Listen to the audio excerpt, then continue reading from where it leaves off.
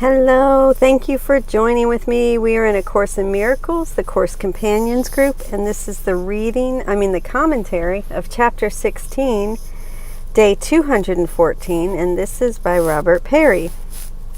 Section 1 of Chapter 16. When I emphasize with someone's pain, I am sharing in his delusion of suffering and reinforcing his weakness. I am relating through my ego, which is joining forces with him in shared blame. My ego is just trying to strengthen itself. Instead, I need to realize that I don't know what healing is. I need to step aside and let the Holy Spirit relate through me. If I do, I will find myself emphasizing not with this person's weakness, but with his strength. Excuse me, I'm sorry. Section 2. The Power of Holiness. The Holy Spirit has come into my life and has done miracles through me. However, I deny that this has occurred, because I do not understand how miracles happen, especially how a miracle given to one is really given to everyone. This year I need to acknowledge the joyful evidence of His presence, my miracles, and realize what it implies about reality.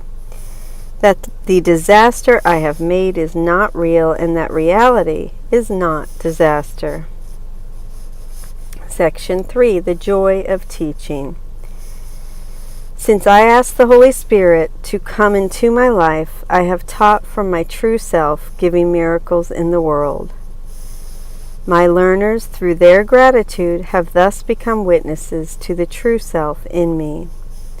However, I have not learned of this self because I am ignoring its witnesses. When I teach from the ego, I readily accept the witnesses to my ego. Now I need to accept the witnesses to the truth in me. Section 4. Abandoning the illusion of love. I try to offset the balance out of my hateful relationships with special love, knowing that I can disappear into a haven of love that insulates me from the hate, allowing me to forget it's even there. Excuse me. I need to look at the hate, though, for its presence makes love meaningless and makes my love hateful. And I need to abandon my illusion of love. Rather than seeking love without, I need to seek and let go of all the barriers to love within. Section 5. The Ritual of the Death of God. In the special relationship, I try to find someone whose self is more special than mine. Then I sacrifice myself for her or him, thus pressuring them with guilt to sacrifice themselves for me, so that their specialness becomes mine. I unconsciously see this as a ritual in which I force God to give me the specialness He denied, thus defeating and even killing Him. Yet I don't really want this. And I have, in fact, not done it, for the special relationship is an empty ritual that accomplishes nothing. Section 6. Across the Bridge.